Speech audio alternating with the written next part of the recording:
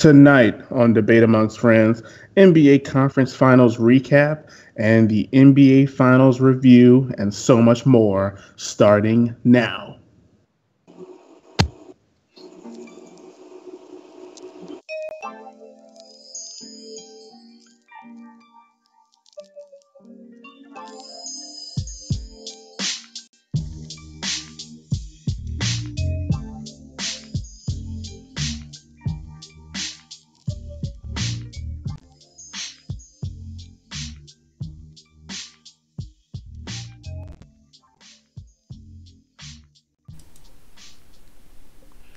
Ladies and gentlemen of the internet, welcome to Debate Amongst Friends live on YouTube and on Twitch. We're so glad you decided to join us on this Wednesday evening on May 30th, 2018. Happy belated Memorial Day for everyone out there. This is episode 106 and we're going to preview the NBA Finals. We are finally here at Judgment Day. LeBron Judgment Day. I am the Professor John Gotti, your host for tonight. And by my side, he is the big dog of podcasting.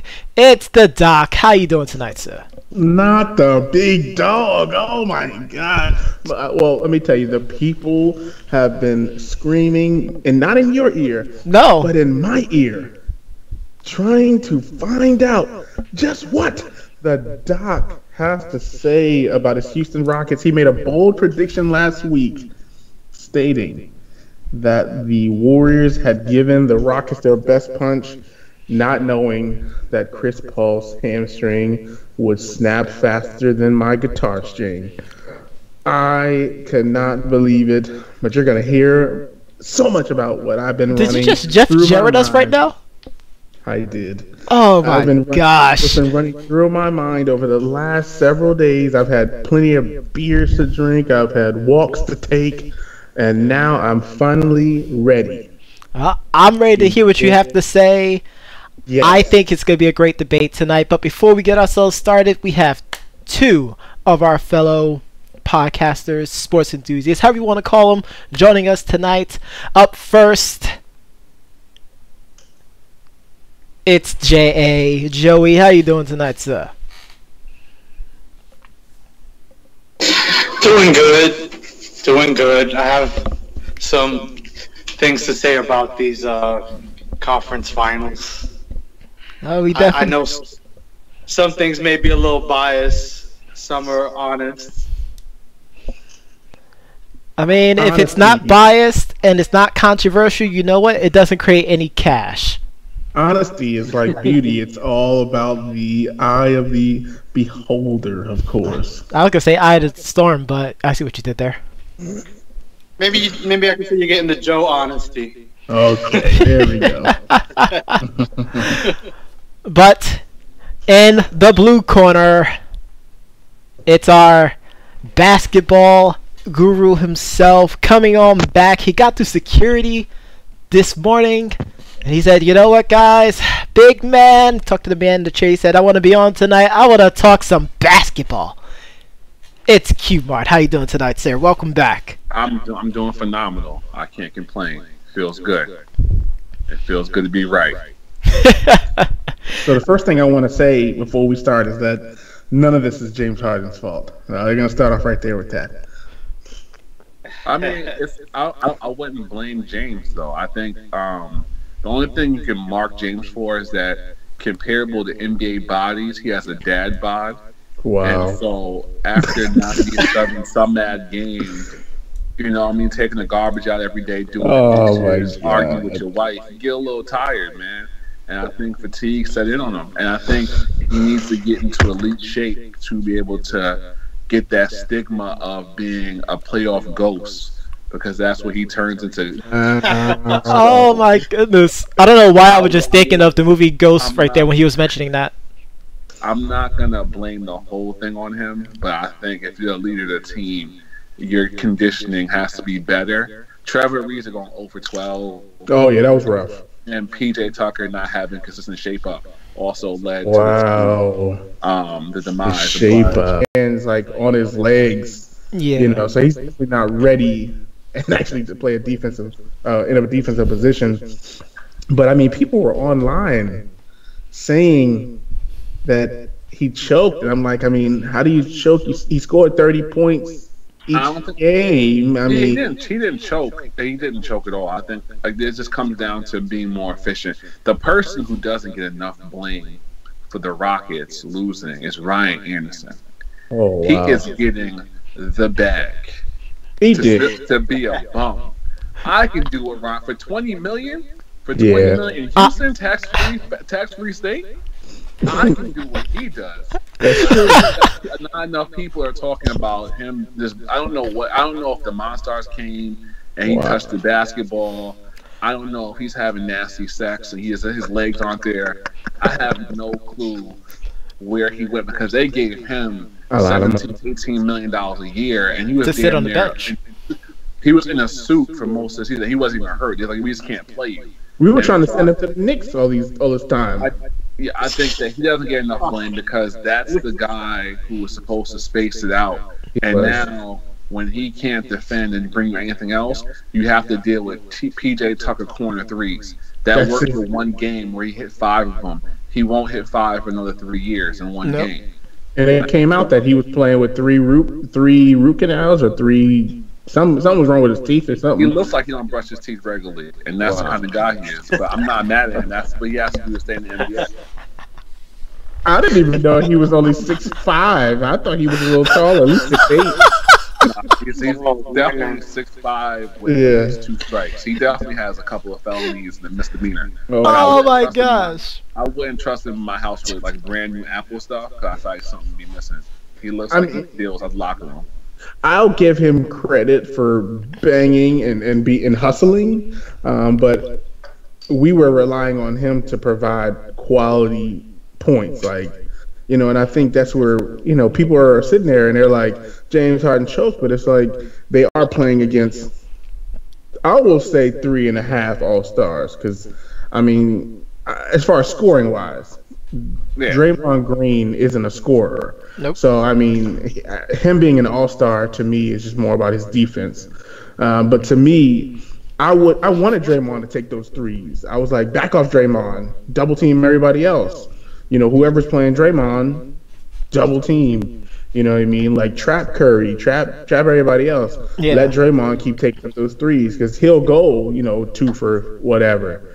But my main thing was, I just hated the fact that they were blaming it on my man, James Harden. I felt like if CP3 was there, we might have still lost. I hate it. Somebody told me a long time ago, if ifs were a fifth, we'd all be drunk. Yep. And I cannot worry about the if CP3 played. He didn't play, and we didn't get it done.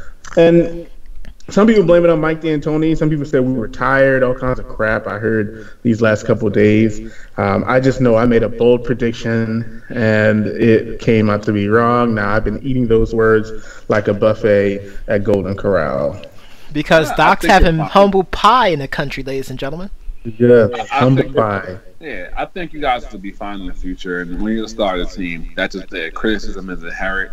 I don't think it's anybody's fault. I think it's difficult to play a team that has that level of top-level talent where they can provide offense. Most other teams can't provide offense, and their runs are so dangerous because they shoot the 3 so well. So most teams' 6-point runs are their 9 and 11-point runs in 4 possessions. So it's like, all right, boom, 2-point game, missed shot 3, turnover 3, missed shot 3. Now you're down 11. What the fuck just happened? Right. Well, see, also the thing also was that the officiating in Game 7 was like trash. I think that was like a major problem with especially in the conference finals was just the officiating with a couple of these games. Like a lot of just drop fouls or like so the whole Morris it was a Marcus Smart issue. It was Marcus Smart. Yes. Oh my god. With the elbow. Like first of all, that was hilarious. I don't know. Did he get called for that? No, that was an offensive foul. He got called. Okay, so LeBron James got called for that. Yes, surprisingly, ladies and gentlemen, LeBron James got called for a foul. Oh my god, it was best actor. It was great. The thing about it is that the refs, you gotta kind of give Marcus Smart whatever you want. He's one of the few players since Javaris Crampton to play with a gun in his shorts at the same time. So the refs is thinking about his future. Wow. Okay, Marcus Smart looks like he has no on him at all times. He definitely has a 22 in his ankle brace. Okay, so let's call that a party pack. He's ready like so that's not how he got. Any grown man with no shape up and acne, I don't want any problems with. Oh my god. That's hilarious. He has the acne of a 13-year-old child. Oh, okay, I don't want any smoke with him. Between that and now thinking about the Rasheed Wallace incident where he got tossed for just looking at the ref, like. Those are the moments that show how soft the game has gotten. I tell you. Wait, Joe, are you saying that the referees are SAWFT? Super soft. Like everything is a foul. And when they want to call soft, they get soft. I mean, like, you literally tack on. Some of these games are a half an hour more than usual because of these like foul calls. I mean, I'll give James Harden a lot of credit, and a lot of people a lot of credit. I mean, he does a great job drawing fouls, and the thing was that was getting me mad was that the things that he was doing and the things that other people were doing too that weren't fouls, they were calling fouls, but the things that were blatant fouls, they were not calling, and that was what was getting to me. There were definitely a couple of incidents where James Harden got hammered. Yeah, like all this swinging of the arms and going up, like, I mean, it's gotten terrible. They always say play like you're not gonna get the foul call. Don't and he there was a lot of instances where he was like, why didn't get that call? But you gotta go with the feeling that they're not gonna call it for you, even if it is a foul. You gotta like lead off and try again, and you saw him in like 2 or 3 instances just looking at the ref like, what's the matter? And they're like, they're looking like, we didn't call that one. I think he makes a lot of his money in the regular season off of the cheap fouls, and as the postseason gets a little more difficult, the game slows down a little more. Those wrist slaps on the fouls anymore. He hasn't learned how to play through that yet. He doesn't really have a mean streak. He's just a nice guy with a dad bod who can shoot the ball really well and create separation and a good handle. So like once he learns how to get a mean streak, I think that Kobe-esque you can't stop me kind of mean streak where it doesn't matter if you foul me to score anyway. Mm-hmm. I think he can elevate his game to another level. It's a mental thing for James. It's not physical. It's not talent laden. It's just overall mental ability to kind of play through contact and not expect the foul because he's looking for the foul. He is. I mean, there's no question about it. And I mean, I don't remember the exact stat, but I know that the stat that kind of jumped out earlier in the day, and I was kind of just like, just great. And I don't know if it was Scott Foster or one of the other referees, but I know the Rockets were like 0-5 or 6 when he referees or officiates a game. So I already kind of walked in with bad intentions, just knowing that this guy was going to be the official.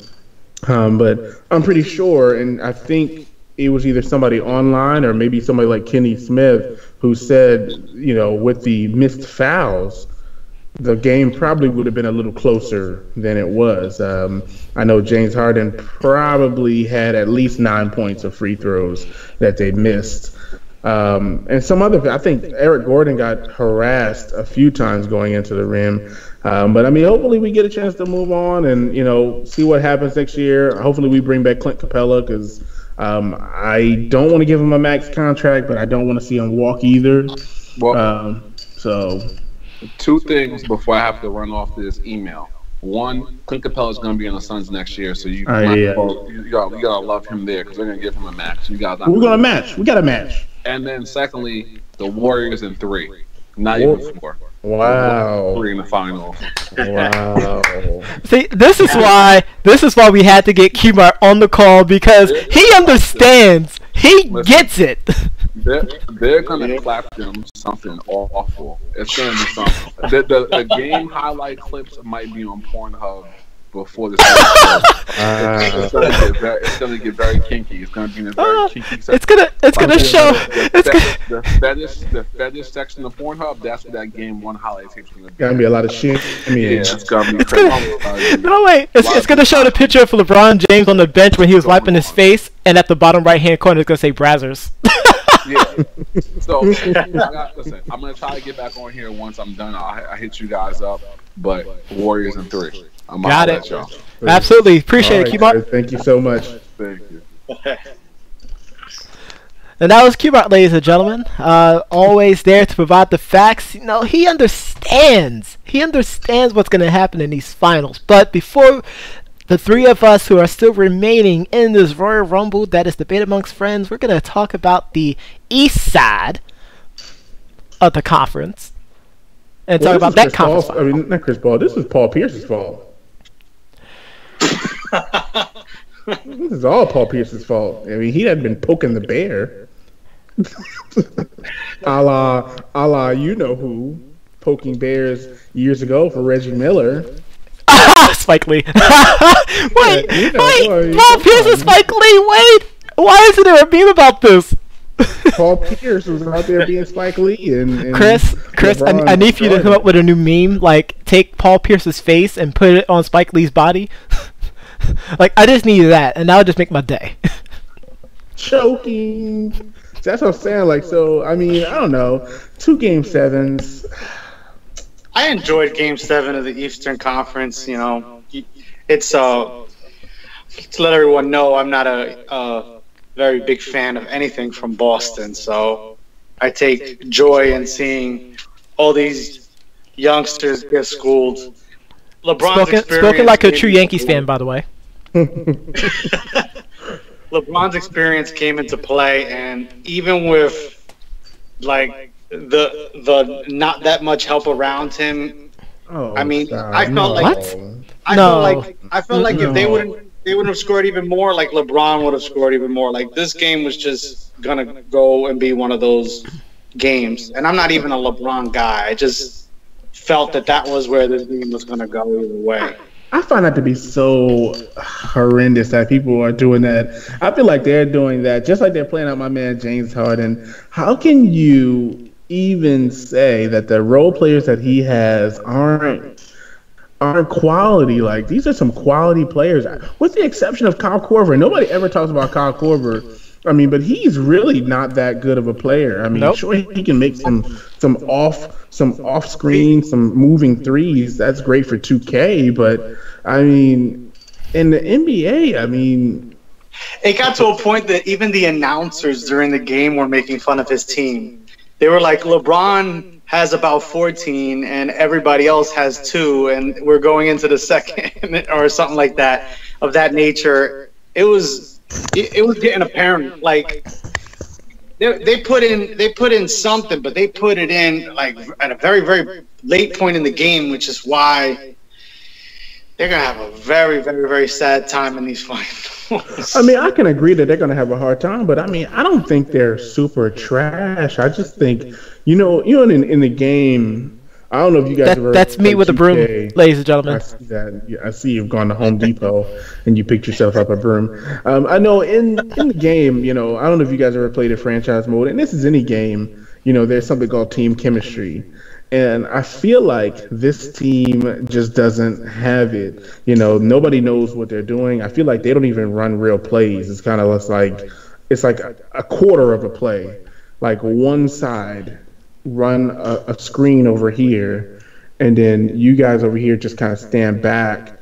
And if the screen to the right doesn't work, LeBron's going to take it. If the screen does work, LeBron's going to take it.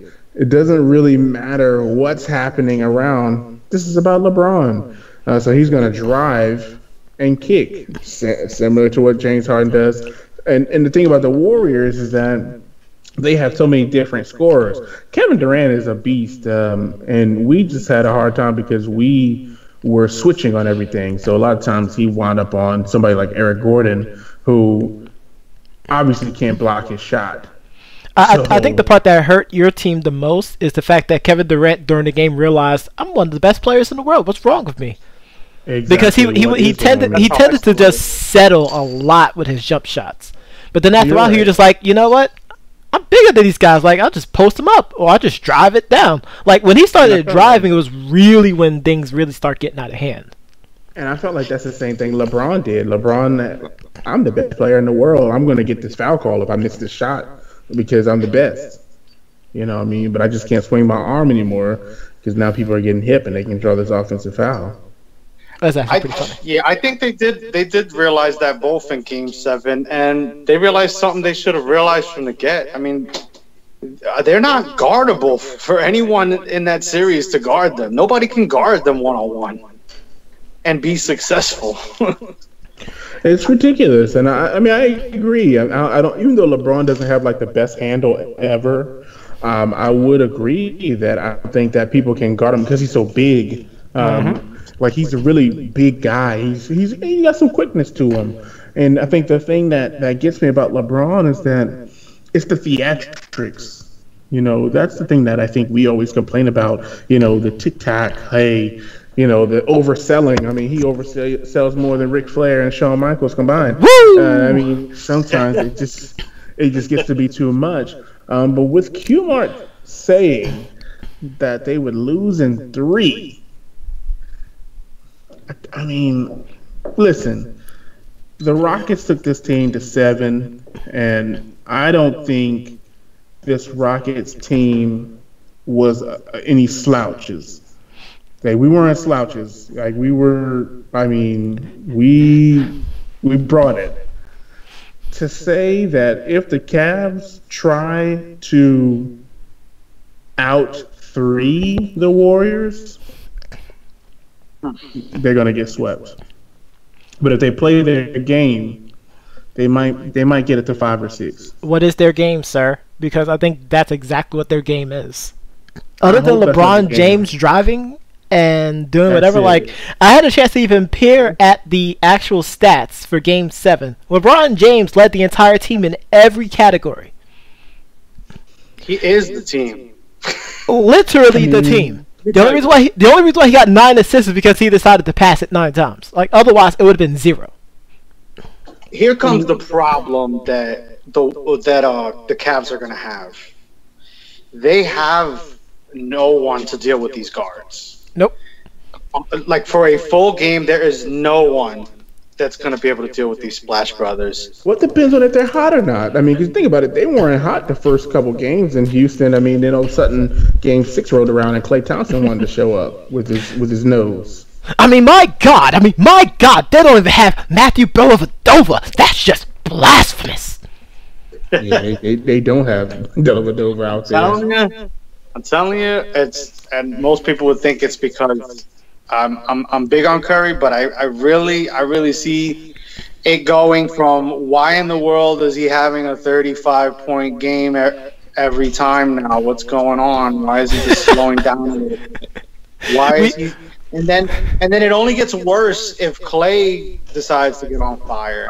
And I feel like against the Cavs, since they've already had ridiculous third quarters, all post, all these NBA finals and stuff, I really can see them basically, honestly, dropping 40 on the third quarter against the Cavs with no problem. I can understand that. I'll actually agree with you with that. The one ugly. I'm not going to go there, but the one thing that is going to be intriguing as we're heading towards the finals tomorrow is what condition is LeBron James in on a physical spectrum, because he's literally played, I believe, the entire 48 minutes. Yep, the entire 48 minutes of Game 7, and he is now playing over 100 games now this season. So how much does he still have left in the tank? He only had a 3-day turnover to get himself ready for a potential, funeral, if you will. See, that's another problem that the Cavs have. If LeBron even sits down for 2 to 3 minutes, Warriors can go up by 10 points. If LeBron sits down... If he sits down for 2 minutes, I'm actually going to piggyback on what you said. If he goes down for 2 minutes, they're going to be down by 20. LeBron is not going out. Because other than LeBron James, if he's sitting down for 2 minutes, who else is there? Who's going to score for them? Who's going to score for them? You think about it, and that's the thing. James Harden sat down, I think, at the end of the first quarter, going into the second quarter, we were up, So with LeBron, he might get 2 or 3 minute spurts, but There's going to be no sitting down this whole entire series. Nope. He's going to have to stay in. And you know, I actually have a real life example of what happens when your star player sits down on a team that's absolutely TAS ... wait. And that'll be the Russell Westbrook Oklahoma City Thunder last season. When he sat down against the Doc's very own Rockets, by the way. They got smoked. Yeah, you can't sit down. There's no sitting down. Sitting down, that's just like crying in baseball. There's no crying in baseball. And there's no sitting down in the playoffs. I mean, poor Andre Roberson became an international meme because of that. I mean the other issue is, I mean, if LeBron even sat down for 2 minutes, who is going to put buckets in for them during that time? Yeah. I just asked that. Yeah, planning on giving Durant the business at that time. No one. It get ugly fast. So think about it like this: LeBron James is going to have to defend Kevin Durant. He has to. This is true. If he doesn't, then I expect the Warriors to win by over 25 every game. Like, let's look at this scenario. Let's look at this scenario, and I'm gonna start using FGC's terms right now. Not necessarily. I was gonna say not before you jump into that. Okay. Because the Cavs have so much length. When you think about it, you think about their starters. You know, I could see LeBron pairing up. Sure, he might start with KD, but I think you're gonna start to see LeBron with Draymond, and you might see Jeff Green, who has a little bit more length, on KD, and you're gonna have Tristan Thompson playing, which I don't know if they're going to stick with, what is his name? They might bring JaVale McGee back in. I'm not sure, but if they're going to stick with the center that they played us against. But I wouldn't be surprised if they switched it up with Kevin Love being out if LeBron went against Draymond Green. Don't think for a second that they might not switch it up because of Jeff Green's familiarity with KD. Well, Draymond has, LeBron's always going to get his, but Draymond has been the most successful out of the group to stick LeBron James and hold him to a little less. True. And listen, Draymond is really, really good. There's no question about it. Draymond's a great defensive player. And LeBron's a great defensive player. I just feel like it's just not going to be enough, and if LeBron has any issues, then this is going to be a sweep. But you asked a question, though, about who's going to score, and just looking at the Cavs roster, they have talent. I hate that people are playing them out because they have talent. There's no way, you can sit here and say that George Hill isn't a caliber player. I'm not talking about J.R. Smith because we know he's streaky. But Jordan Clarkson was a valid scorer. And I know L.A. was terrible, but he was still a valid scorer. Jeff Green is somebody that can put the ball in the basket. Rodney Hood has always been somebody that can put buckets in the basket. I think where they go wrong is that, they might be relying too much on Larry Nance Jr. I think their issue is, I don't per se say that they have nobody that's talented, is that they have a lot of inconsistent folks. And in this series, they're not going to have time for another player to get hot, late in the second. By that time, the Warriors could be up by 20-something points. They need someone besides LeBron to score. The Warriors are on the epitome, too, to probably double LeBron. So should they have kept Derrick Rose and, some of those other guys that they had before? I actually think if they would have still had Rose could have definitely gave them at least 18 points or something. I don't see, at least in the scoring situation, I think he would have added to that. But I know they just wanted to kind of not get stuck with a lot of contracts. True. Think about it. They had Crowder. They had, They had people who actually, I mean, outside of Dwayne Wade, they had people who did show up. Well, Dwayne Wade showed up in the playoffs. They had guys who did actually play pretty well in the playoffs. So think about it. Derrick Rose had a great run for Minnesota. It was just, Tibbs who couldn't coach him. You had Crowder gave great fits and played some real 3-and-D in Utah. I think they underestimated the staff they originally started this season with. I really think so. I think they pulled the trigger on too many people, too early. They could have kept, easily kept at least one or two of those names, and might have had some more scoring in the playoffs. I know Derrick Rose is not nowhere near what he used to be, but he's not useless. I agree. He played great for Minnesota. I just don't think he was utilized effectively. But I mean, when I look at this Cavs roster, I feel like they're not being utilized effectively. They have some pretty Lou. Yeah, I mean, he doesn't switch up particular game plans sometimes that would put this in his favor. I sometimes want him like there's some guys I know they're known for the 3-ball, but sometimes you just got to take it to the hole. Shots to somebody have to miss till you start deciding to just go for the 2-ball more than the 3-ball. And their percentages have been kind of low, and if they go into this battling to shoot 3-pointers, they're in deep trouble.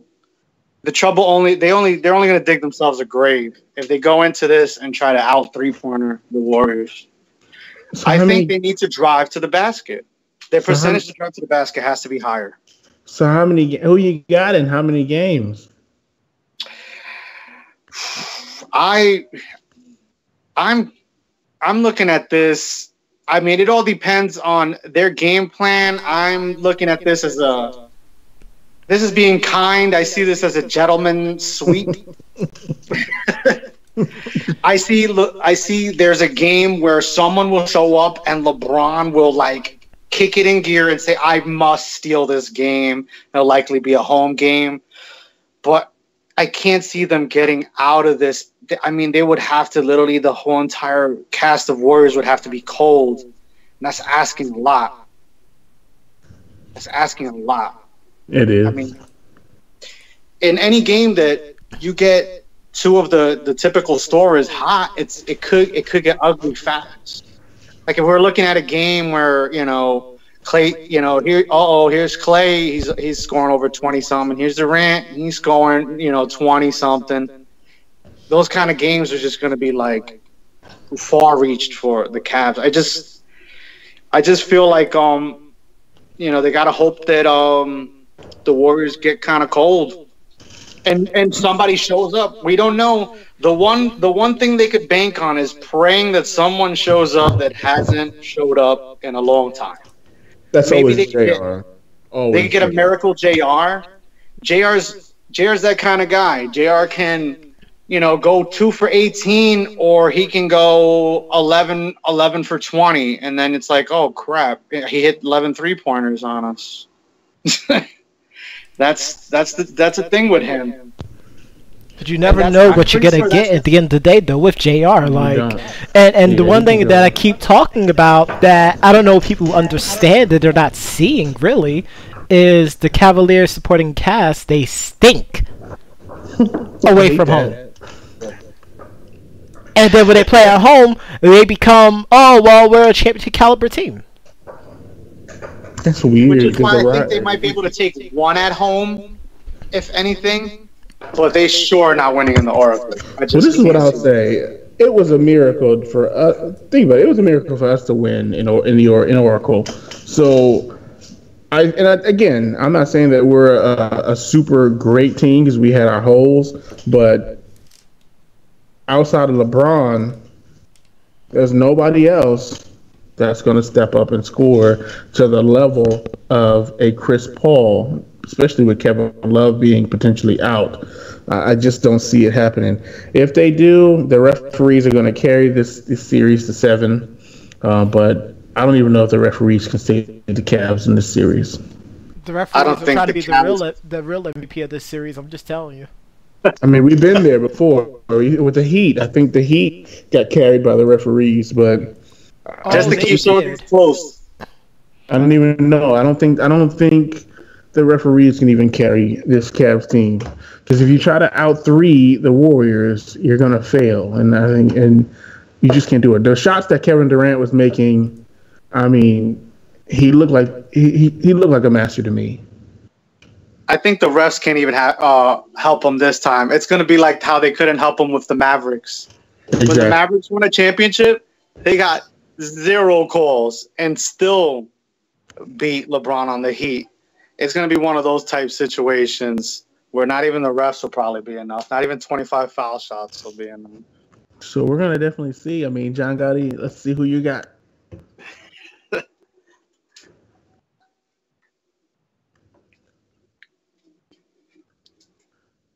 I know for sure I got the Warriors being champions. I don't know if you're doing something weird over there, or I see your hands moving. It looks like he's doing some gestures over there. Well, I had to think about it for a second. I had to mull it over. You know, I was talking to Chris in the back real quickly. He was like, hey, you know what, blah, blah, blah, blah. Like, I was crunching some numbers. I was doing what I was doing. I was being a data analyzing ninja. But before I had... I see what you did there. But before, you know, we got onto the show, I was picking up my dry cleaning, you know, picking up the... another brand new shirt. Make sure you pick up the trash t-shirt on teespring.com/store/bit amongst friends. But I had a chance to, you know, speak with my dry cleaning person, and he was like, hey, you know, what do you think about the finals? I was like, you know, it might be an intriguing series. He's like, come on, Professor, what do you really think? And I was like, big man, I'll tell you this right now, that it won't go 5 games, it won't go 6 games, it won't even go 7 games, because it's all about the Horsemen. Oh my goodness. It's gonna go 4 games. It's gonna be the magnum opus of LeBron James' career. This will be his final bow. So you're going straight sweep. It's gonna be a sweep. I already got my brooms ready. In fact, I will say this: Chris is really toying with you over there. If the Cavs manage to win 1 game, that's a failure. That's a failure for the Golden State Warriors in this series, because they shouldn't lose a darn game in this entire series. Like, even without Iguodala, I expect a bloodbath. Even without the defensive efforts of Andre Iguodala, who was a Finals MVP, I feel like they could still win these games free. It's going to be 7-10, 3-7, free. Like, that's the split I'm saying for this series. like can they bring it close? Of course, it's an NBA team. I'm not going to disrespect any NBA teams by saying that they suck. But do I feel like the Cavaliers can win a game against these Warriors? Absolutely not. So, what would the Cavs need to do to win at least 3 games? Sweep the leg. Sweep the leg. Wow. They'd have to channel the 90s Knicks style of basketball and the bad boy Pistons at the same time and fuse them. That means they would have to hurt Durant. Oh, yeah. Yeah. I mean, exactly like, what I'm saying. blatant. It wouldn't be anybody else but Durant. Like, that's literally what I'm saying. That's the only way they could turn this into a series, is if they hurt either Steph Curry or Kevin Durant. And Steph Curry already had a couple of close calls with the last series, where, you know, his ankle almost looked like it's about to turn, or it looks like, you know, someone's about to put his foot underneath his, put their foot underneath his after a jump shot, a la Bruce Bowen's. Like, I'm expecting someone who is at the end of the bench to get onto the court for the Cavaliers and pull a hi-ya kick to Steph Curry's or Klay Thompson's face, you know, that'll make Bruce Bowens tear up in pride. But I'm actually dead serious, ladies and gentlemen. That would be you, Kendrick Perkins. Dead serious. It's gonna end up being Kendrick Perkins. Like, exact person it's gonna be. Like, Kevin Durant's gonna go up for a dunk. He's gonna get the dunk, and Kendrick Perkins is gonna go low, shoulder tackle to the knee. You're gonna see somebody who ain't even get some minutes just appear. Like, I'm just saying, like, watch. That's exactly what's gonna happen. That's how it happens. And it's gonna tick me off when it happens too. Everyone's gonna say, "Wow, that professor guy, he got something. He got the reads." And Let me tell you, the doc got the juice. If one of these guys blatantly gets hurt, these finals are gonna get ugly, because there are there are gonna be some ejections, some all kinds of crazy stuff. Oh, if something like that was to happen, like, I expect David West to most likely get arrested because he's gonna try to murder someone on the court. You see the West plotting to take out a kneecap of the king. It would get really. If the reverse happens and someone takes out LeBron James's knee, now I won't wish ill will towards anyone, because that's not the kind of person that I am. You know, I'm a very easygoing, laid back person. But if that was to happen, I'll probably be in tears sitting on my couch watching it. And the first tweet I'll put out there on Twitter will be #the King is dead. Which is ironically going to be the very same tweet that I'm going to put after the sweep. #the King is dead. Well, he'll definitely be leaving Cleveland if that happens, and I mean, clearly he'll be going to one of maybe 5 teams. Oh, and I will be tagging him on it as well too. In fact, I will tag it on him probably every 2 hours on the hour, as soon as the finals is over. I'm gonna troll the crap out of him. #the King is dead. #the King is dead. #the King is dead. #the King is dead. I bet you wish I could just wake up tomorrow and just, endure the life that I currently have right now, right? Isn't that what you told us back when you were Heedle days? Ha now.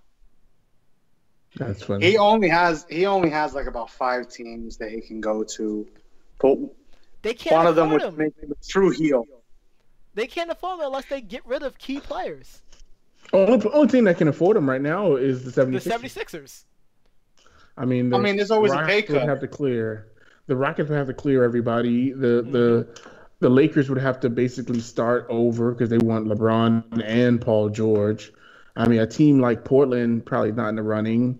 I mean, he can go to the Knicks. But I know you don't want that. Yeah, there's a few teams he could go to. He could give a team a discount if he really wants championships. He's not going to do that because now he wants his money.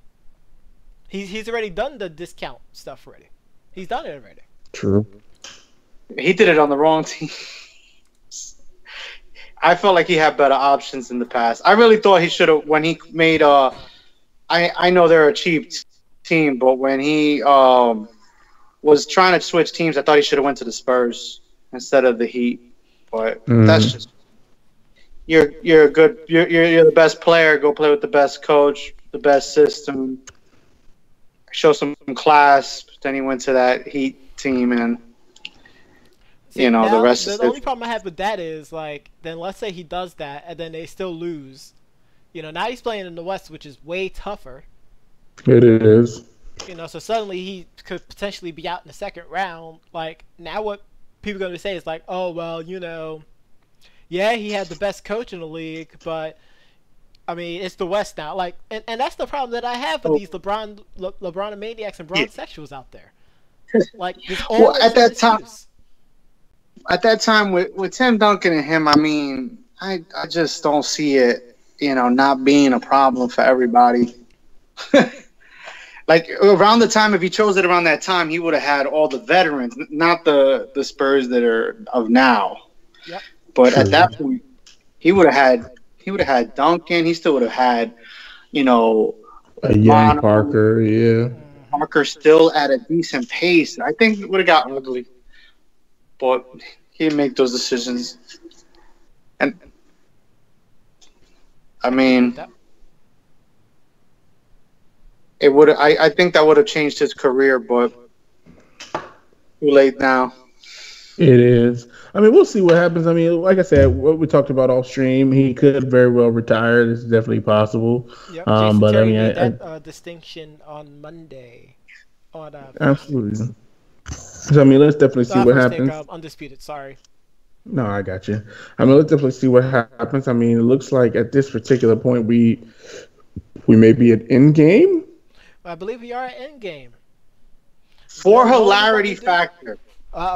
Even though I know this is like, if this can't happen, but I just would like to know, how would you guys feel if he was willing to take the pay cut, knows that he was going to get a championship, and went to Golden State?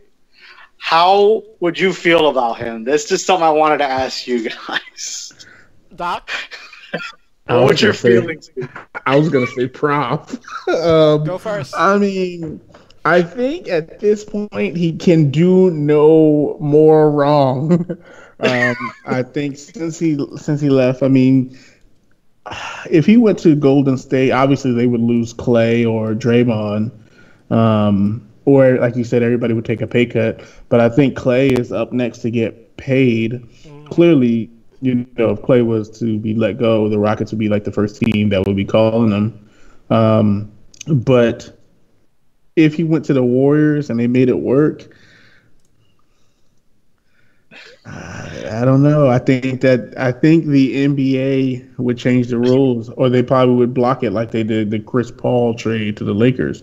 I don't think they would even allow that to happen. I think they'd have to block it. Yeah, they would have to block it. It would have to be one of those veto joints where, you know, there's got to be something that can't work there. Like they would definitely have to let Clay walk. They might even lose Draymond in that situation.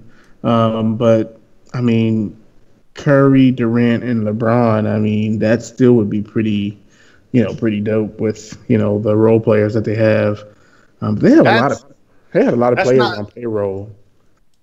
That kind of stuff sounds like don't drop a game kind of stuff. It's not impossible for them to do that. You think about it. I mean, Iguodala makes about $10 to $12 million a year. You know, Swaggy P probably makes about 6 to 7 a year. You know, Draymond obviously is up there. So I mean, the Cavs could definitely make a deal. They would just have to get something in return. But I mean, to make the money, these things because if your true intent is to want a championship, and I know people ragged on Durant for leaving the Thunder, but if what he wanted was to get a championship more than anything else, he succeeded. It's true. So, in Cleveland, he got one in Cleveland. As far as LeBron got one in Cleveland. I mean, Cleveland can't ask anything from him. Like that one chip was way more than enough. I mean, you think about it this way. That's more than think about it this way. Like completely. This is true. Steph Curry's about to make $40 million next year. KD's probably going to opt back in. I mean, there's a possibility KD takes less money. Maybe he doesn't take $26 million. Maybe he takes something less. Klay Thompson is making almost $19 million this year. He could take less. Draymond makes $18.5 next year. Iguodala actually makes $17, and Sean Livingston makes almost $8. Everybody, if they were to get rid of everybody else and kind of start fresh, sure. But they could drop Iguodala and Livingston, you know, and if everybody else takes less money, I mean, technically they would be able to sign LeBron James. I think if he was serious about it, they'd all take a pay cut. They care more about winning than anything. I mean, Curry probably, you know, they would have to restructure Curry's contract so that he takes less this year and gets more at the back. But I mean, everybody else's contract is kind of set until like next year, I guess, or the year after next. But eventually they're gonna have to sign these guys back. Because eventually, if it was like, just as an example, if it was just for money, I know Klay Thompson could get a lot more money somewhere else. I could just name. My Knicks would throw him throwing bags of money like he was a Monopoly man or something. But I don't know if Klay can do it all by himself though. I don't know if you can rely on him to be, the guy. That's what I'm saying. Like I'm sure if he goes, Houston would be the first team that would. Wow, I can't believe you're doing that right now. Are you serious right now? I don't think Klay can do it all by himself. He's too streaky to me. I can't believe you did that. It looked like you went big dog on us. But to answer your question, sir. Oh yeah, that's right. It is his turn to answer the question. Because I was like, if we're gonna go all the way to the final thoughts without me actually answering the question, he asked both of us. So I'm gonna take my time back. I'm gonna go on mute. So if this happens, and Doc, you don't even need to go on mute actually, because it's about to be real simple. I will stop watching the NBA. And I've been on record on this very show stating that too. I would stop watching the NBA. I mean, but how would the NBA combat that though? I mean, is there even a way for them to combat that? Not really. I mean, they're already increasing the salary cap right now, but if LeBron James is going to join a super team, because now we got to put those in air quotes these days, because apparently a super team isn't a super team unless, LeBron James joins it, or LeBron James says that he never joined a super team. But that's besides the point, because that is blasphemous, the unmitigated goal. Stephen A. Smith, I'm still calling you out. But I was actually stopped watching the NBA. It's like, unfavorable matchups aside, like that just turns things into kindergarten right there. It really does if you really think about it. It does. People complained about the 73-9 season. Then they complained about when KD joined them, despite the fact that it wasn't the exact same team plus one more. Like I think at this point, you might lose two people, but now you have the best player in the world. I still call him the best athlete in the world. I think it'd only be bad if they were able to keep the same players intact. Like if they would have found a way to keep everybody intact, like if they kept Steph Curry, Durant, Klay Thompson, Draymond, and they added LeBron to that, then yeah, absolutely. That would probably be the first undefeated team ever. And the sad thing about that, you know how LeBron doesn't get rest in Cleveland. If he was on the Warriors team, he can get a 5-6 minute rest. So you get a fresh LeBron every time he's on the court. So just it would be sad. No. So if that was to happen, it'll turn into a Coach Popovich's team, which he'll be playing maybe 19 minutes a game. Right. I can agree with that. But those 19 minutes are going to be gobbled. Exactly. Like he's going to come in, he checks in, he's going to drop 20-something points, and then he's gonna leave. So I mean, the NBA will be over as we know it. But I mean, we'll see. I don't think that's gonna happen. Like Prof said, I don't think he's gonna go to the West. I think he's gonna stay East. I think he'll probably go to Philadelphia to play with some of those young guys. I think they have a great nucleus of players. If not there, I can see him just going to play with his friends. Like let's link up with Melo. Let's link up with Chris Paul. Let's see what some of these other guys are doing, and they make it happen. I got a feeling that I've thought for a while that he'd end up a Laker, and the Lakers would do a super team because they love super teams. But LeBron James, in his honest opinion, he really feels like there's never been a super team created. Oh, really? But the Lakers would be fools to give up the players that they have. They have some great players. They have the potential to do something special in LA. Same thing with Philadelphia. And I can even throw in Milwaukee a little bit too, but they need something there. But see, in Philadelphia, all they have to do is get rid of JJ Redick, and they have the cap money to not only get LeBron, but they can go out probably get Paul George also if they wanted to. They have the money. I mean, who needs to pay JJ Redick that much money? I mean, you get rid of JJ, you have enough to bring in LeBron and Boogie Cousins if they wanted to. Shooter. I mean, do they really need it? They got Bellinelli also. Don't the Lakers have tons? Wait. I'm gonna let you finish, sir. Wait, what did you just say? They got Bellinelli. They have Bellinelli? Are you serious? Didn't you see that clutch That clutch corner shot that he made. No! Come on. No! Chris, Come on. we're stopping the show right now after that comment. Thank you very much, ladies and gentlemen, for tuning in tonight. Tonight's Track and Field. They got Bellinelli. JJ Redick makes $23 million. They could probably trade Robert Covington. They could trade Amir Johnson. They could trade Gerald Bayless. And some of these other guys. I mean, I love my Dookies just as much as anybody, but he can roll. I'm also going to throw a random thought out there. I also love Melo, and I really wish that he would have became a Rocket, and that would have helped him out. I really think he could have succeeded as a Rocket versus a Thunder. And I'm excited by that. I would have wanted Melo 2 to 3 years ago, and we had a chance to get him. I think we missed out on him and Chris Bosh. You think about how both of them declined after declining to come to the Rockets. I call that Houston karma. But I mean, Melo now, I don't know if he's not the same guy. I mean, he's just as good as Joe Johnson is on our bench. I feel like he's not getting used properly in the situation he's in too. It's kind of hard. I guess it's hard for him to not be the it guy. I guess that's what his issue is, I guess. I mean, if Carmelo was to take over, let's just say, Trevor Ariza's role, 3-and-D, right? And then Chris Paul says, you know what, let's try to make it work. They restructured James Harden's contract. They let everybody go. We re-signed Clint Capella. He says, I don't want to, I know they're going to throw Clint Capella a lot of money. As Q-Mart said, the Suns clearly are going to throw some money at him, and I don't blame him. But if we keep Capella, sign whoever, whether they be Paul George, whether it be Carmelo, whoever, even if we took JJ Redick, not for $23 million, but for something cheaper than that, and we got better at the long ball, because that's the way we play.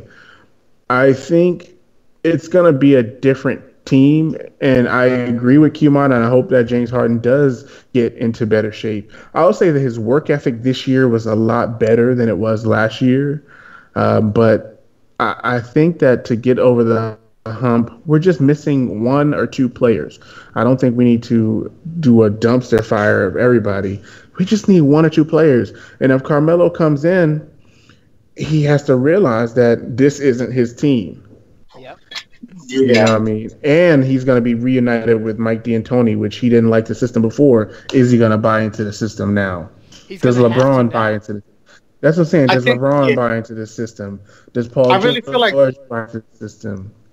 The one thing that would have helped the Rockets throughout this is just to have that guy that's going to easily come off the bench and hit 2 for 4 out of the 3-point right off the gate. Well, see, that's where Eric Gordon came in, but with Chris Paul going down, that's where the issues happened. I mean, I think, honestly, if I was Mike D'Antoni, I probably would have went to Joe Johnson more than Ryan Anderson. Yeah, I mean, it definitely was worth a shot. I will agree with that. Even, and, one thing I think, Doc forgot to give props to is Joe Johnson's contributions during Game 7, because he was balling really good mids before they took him out. And he looked very displeased when he had to sit down, and you didn't see him after that part. He did. They went ahead and put Ryan Anderson back out, which Q-Mart did talk about. I felt like they should have put. And listen, Mike D'Antoni is a good coach. I mean, he's shown that he can win in this league. I don't know if things are going to change. I don't know what Chris Paul is going to do. I believe that Chris Paul will take a massive pay cut in effort to, number 1, keep Clint Capella, and number 2, bring in another person to actually play. Now, if they do what the Heat did the year that the Big Three got together, and people come in taking less money the first year, then, I mean, we're going to see. I just don't believe I could see DeMarcus Cousins possibly doing that. But if I'm DeMarcus Cousins, I stay in New Orleans. They have a nice young nucleus. But I'm curious to see what happens. I mean, that's one of my favorite parts of the NBA season, the off season. Because the conversation would literally just be one team. You already know. I'm about to become a full-fledged member of the C-SPAN club. Like, I'm gonna watch nothing but C-SPAN instead of basketball. Like, that's the extreme, but I'm dead serious about like not watching it again. I can agree with that. But let's get down to this end game here. Yes, we are finally end game, ladies and gentlemen. If you are here for the first time, we take some time to talk about some final thoughts for you to leave you home with something to think about, talk about with your friends, family, that person on the subway that you don't like, anyone. And since we have ourselves a guest tonight, we're going to begin with the doc, and then our guest would be up on deck. Doc, what do you got? Just a few things really quickly. I don't know if you guys have been keeping up, but there's I want to call it Burnergate with the 76ers general manager apparently having burner cell phones that he tweets players from. It's kind of weird, but the media has been having a field day with it, kind of trolling. A little trolling thunder. Anything these days. Yeah, a little trolling thunder with the 76ers. But it's an interesting story to tell. I'm so upset with you right now. Why'd you say trolling thunder? Oh, I love trolling thunder. And the other news, and I think it's been out, for quite some time, but I'm actually looking forward to this. Kobe Bryant announced that he's actually going to be releasing a book called The Mamba Mentality, How I Play. I'm actually looking forward to this. It looks to be released in October. And although I'm not a huge fan of Kobe, I think understanding his work ethic and his psychology, I think not just for basketball players, but as a person, I think is going to be really good. Absolutely. Those are my final thoughts. I actually can't wait to get that book as well too. I'm actually looking forward to it. That should be interesting. What final thoughts you want to leave with the people tonight? Well, since I didn't mention him enough, and I'm a big fan of Curry, I want you guys to pay very, very close attention to Steph Curry in this series, because I feel like he is going to put the nail in the coffin to you thinking that LeBron can even do anything and make his team miraculously win this series, even though it's very clear that it's a Warriors likely sweep, or Warriors in 5. I just want to pay attention to Steph Curry, pay attention to Steph, because Kevin Durant has been looked at more now as he's joined, but when Steph Curry plays well, I notice that everybody else plays well. So when you see Steph do phenomenal, everyone else does phenomenal, and I see Steph doing phenomenal from the gate in this series, and that's why we're going to see the result that most people are expecting. Absolutely, sir. Thank you very much for those final thoughts. My final thought, I'm going to shift it away because we had a major FGC event this past weekend, Combo Breaker, in which a few things happened, and I'm just going to provide the highlights of things. First of all, one of the Doc's boys that he enjoys watching when he was at EVO, Sonic Fox, I didn't watch it live, but I did clip the replay of this one. Just watching the dynamics of his squad, the synergy, especially battling back after getting placed into losers in the grand finals. That's when he's the Fox. You know who I'm talking about, right? Sonic Fox? Yeah. Yeah, I know Sonic Fox. Okay. Just making sure. He was the loser at EVO last year. Oh correct? My gosh! I mean, wait, that didn't come out right. Maybe we're gonna move on, because you're gonna have all these players gonna challenge you to compete against them, and I'm just gonna laugh the entire time. I mean, I really want them to challenge you because you're the gamer. Yeah, well, it's supposed to be one of the other things I'm gonna talk about too. I Street told Fighter people when that 5 game came out, Cell was a problem. I told people they didn't want to listen, but That's pretty funny. And Street Fighter 5, the arcade edition, because now we're the arcade edition instead of just the vanilla, or season 2 for it now. NL defeated Jean to take the top prize there. Other people in the top 8 were the Doc's Boy, the guy who looks like a pissant, Infiltration, Nemo, Bonchan, Valorian, Oil King, and Dogura. Notable people who did not make top 8: Tokido, who won Evolution last year, Chris Katarian, one of the major Ken players out there in the world, Knuckle-Doo, Meta RD, all within that second tier of placings. Who else? I believe Justin Wong won the Street Fighter 3 side tournament that happened as well too. So shout outs to Justin Wong. Oh my! I know that. Gosh. I know that man. Yes, in which actually that's a great segue. So our guest tonight actually played against Justin Wong. Do you want to tell them what you told me? What happened when you faced him? Well, I had the privilege to play him in many games. Some weren't very successful, but this nice game called Street Fighter Alpha and Street Fighter Alpha 3 in Chinatown, I did have some victories versus Justin Wong. I wish I could have got them in Marvel vs. Capcom 2, but the man was just over 9,000. He was a god. He's not even over 9. He was a god in this game. Yeah, it was like when you put in the quarters, it was like to see yourself lose. Like, do I want to watch myself? How much do I want to watch myself get annihilated? That's how it felt. No matter how good you were in that game, it made you feel like you needed tons and tons and tons and tons of practice. Absolutely. Good old Chinatown. Another thing that happened at Combo Breaker was during a Super Street Fighter 2 tournament, there was a victory and a double engagement.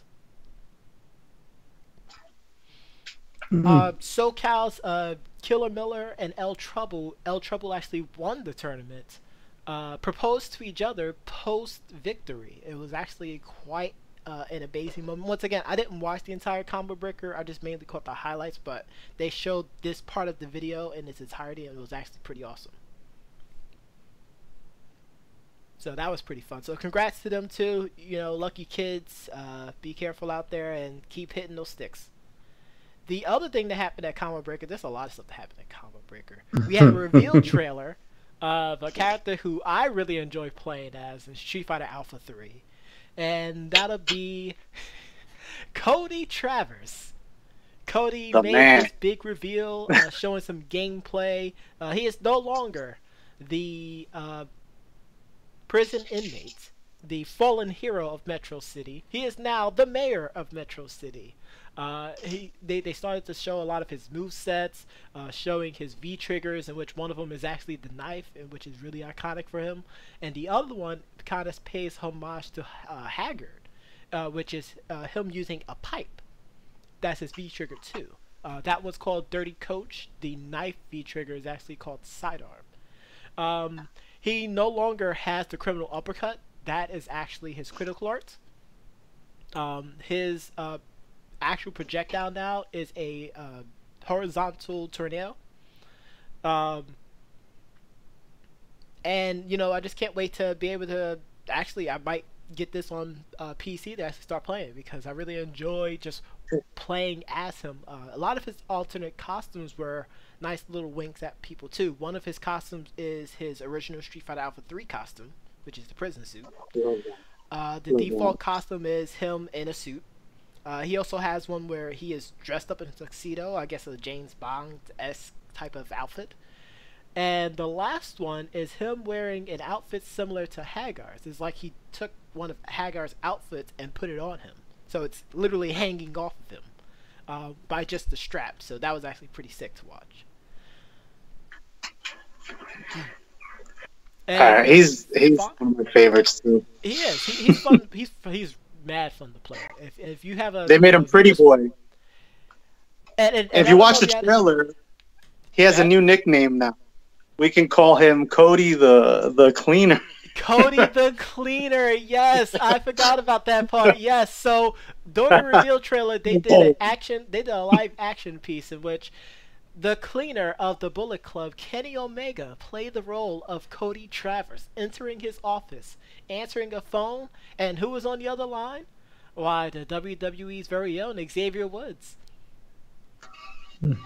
So it's interesting to get that wrestling and Street Fighter marriage back into it. Kenny Omega and Xavier Woods, who are die-hard video game fans, you definitely would see them in a lot of with certain FGC events. We do have CEO coming up soon, so I expect to maybe see them around that time. I know Kenny Omega's schedule has definitely, increased considerably. Possibly Xavier Woods could be able to get out of there because it will be in Florida.